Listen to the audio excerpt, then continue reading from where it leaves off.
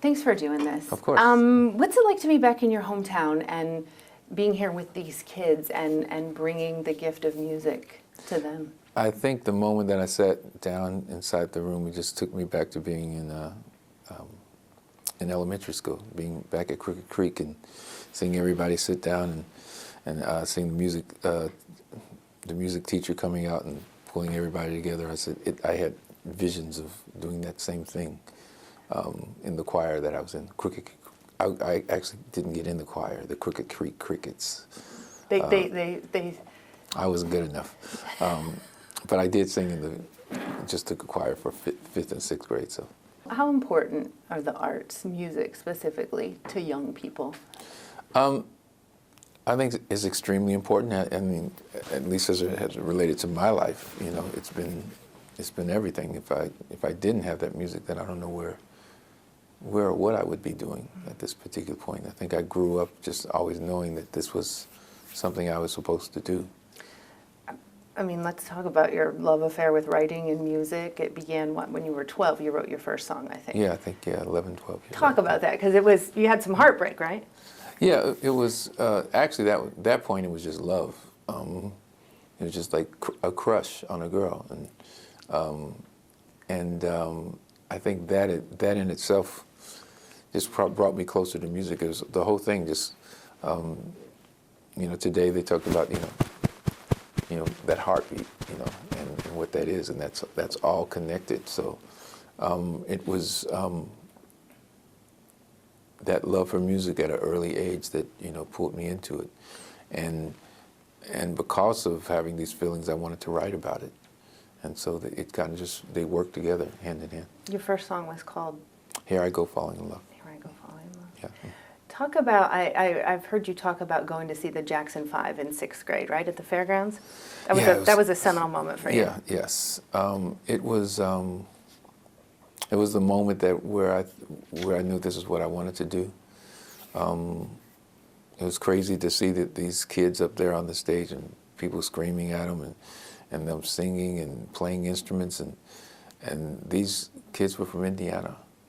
And it's hard to believe that they just were up the road, and it was funny to imagine, hey, I want to do that, maybe I could do that one day. Not really thinking it was possible, but still dreaming that I knew at least that's something I wanted to do. And they were the inspiration. To see that in person was a crazy thing. And you know, that was Michael Jackson. That was me in 6th grade. So however many years ago that was, and to, you know, call out the names, you know, that I called out today, calling out, you know, contemporary artists today, and I won't say who those names were, but for the biggest reaction still was Michael Jackson. I couldn't believe it. I With these loved kids. It. And that's, you know, so the same thing, the same kid that inspired me still inspires those kids today. Talk about 2 years later, you had a little scam going to meet the Jackson 5. Oh, yeah. I love that story. I was inspired by him, and so I wanted to meet them. I was like, the Jackson 5, I had to meet them, so I figured out how to do that by acting like I was a school teacher, Mr. Clayton from Wesleyan Junior High School, and I called the promoter and told him that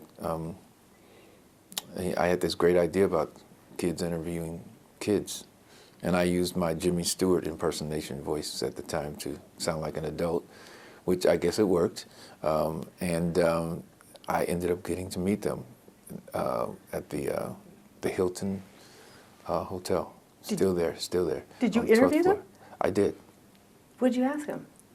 I was going to come up with the best questions ever that he'd never heard before. And my first question was, what's your favorite color? So not a great interview, but I was just kind of in awe of just being in the room. It kind of went blank from that point on. But it's for me to be. I mentioned that today at the program. I mentioned that my superpower was in music, and it gives you this confidence. And I think that because me being a shy kid normally on an everyday basis, it's hard for me to believe that I actually did that.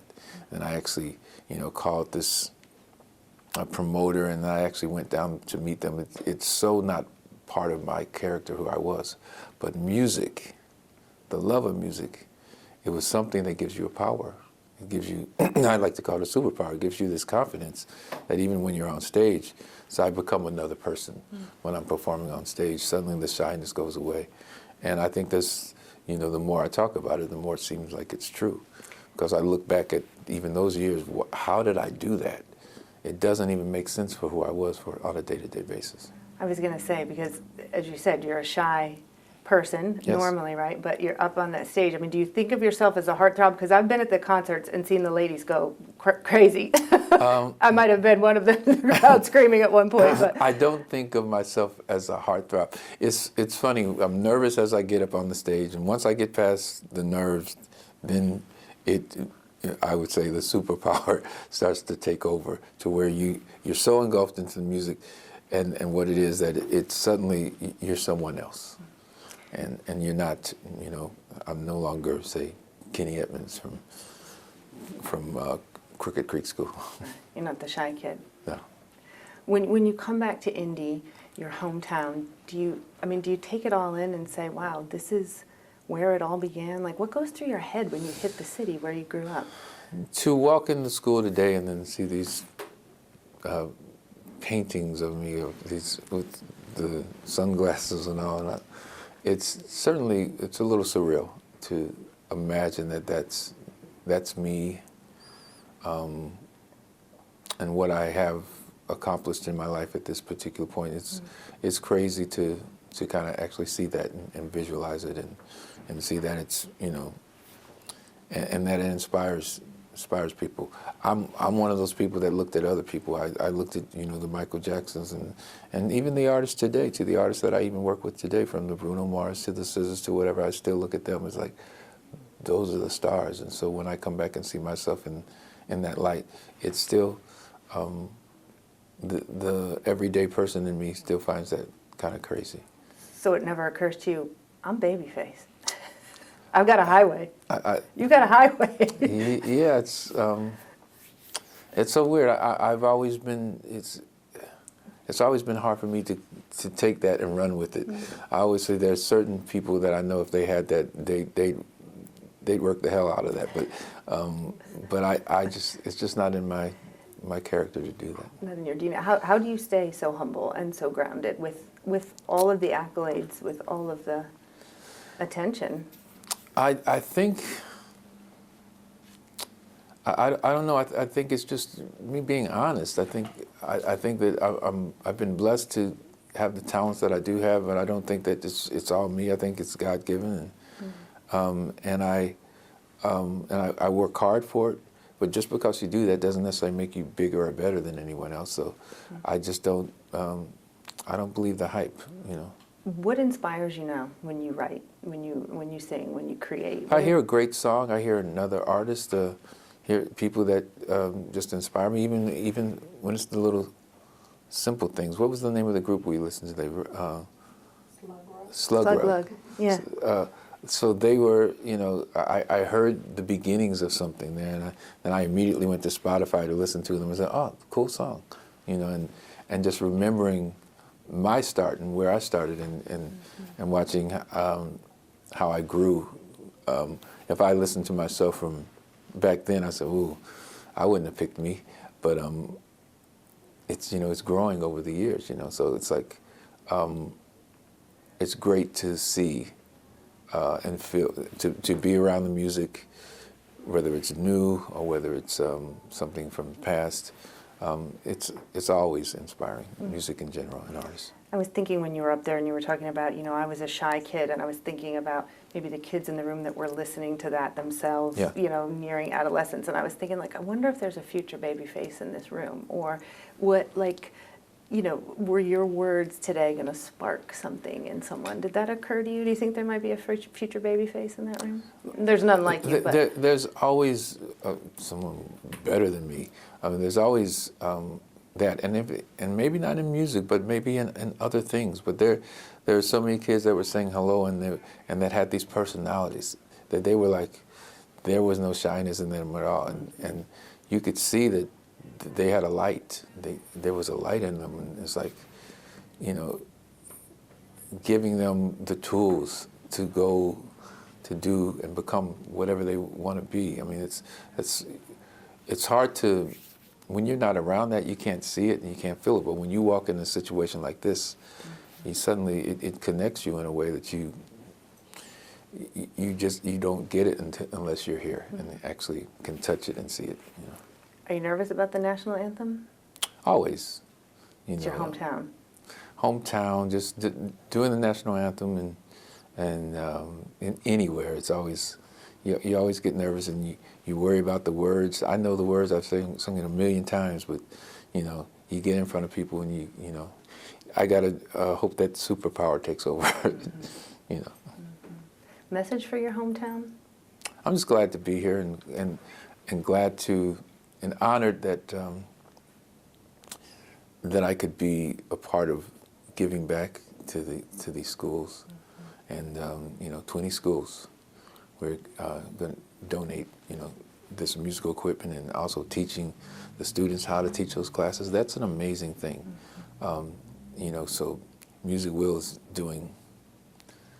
It's an amazing thing that's happening here, and I'm just glad to be a part of that. And I didn't see it coming, and sometimes the best things are things you don't see coming. So.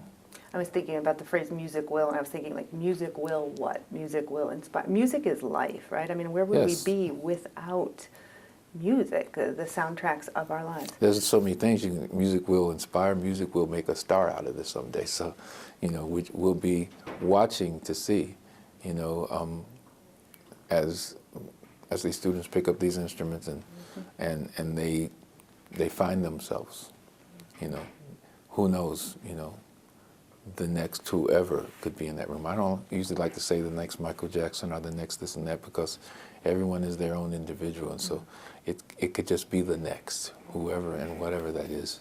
You know, we could have just we might be a part of that as a team. We might be a part of securing the future next.